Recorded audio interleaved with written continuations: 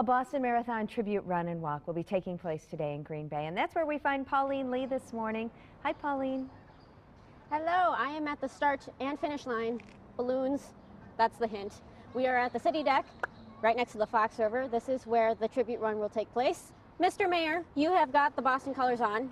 Yes. Are you going to be here? Oh yes, we'll be here. We have quite a few people from the downtown, from City Hall, and it's a free event, and really just to pay our respects to the few people who were lost, but really more importantly about one community, be it Boston or Green Bay, that we're all in this thing together. You and I have been chatting here. We actually have a lot of connections with Boston, not just runners from here who are there today. You say there's about 20? Right.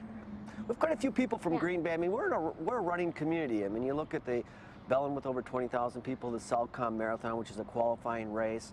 We love health and running, and the biggest and best run is the Boston Marathon. And if we have a connection there, we have I sure know Mayor Menino, who had served for 16 years, and we've talked about running races, marathons. Of course, we have our football allegiance too to each other. Yeah. So it's a wonderful community, highly educated, and just a lot of volunteers that were struck by a tragedy, and we feel for them, and we want to just show them that together we're one community. Take us back to last year when that happened. How did that affect us here? Well, it was again to put on an event, you have so many volunteers, and we knew 20-some people were out there from Green Bay running the Boston Marathon, and we also send volunteers out there. And to hear that tragic news, and first your heart goes out to the community, but then you really worry, was someone that you personally knew affected? And over 200 people were injured in that race, and yet they really came together as a community, Boston strong. And we of course sent our prayers and thoughts to Mayor Menino and the community of Boston. And they've really done a good job with coming back on this, and I think they're going to have a great event today, and I think the community is going to move on as they should, and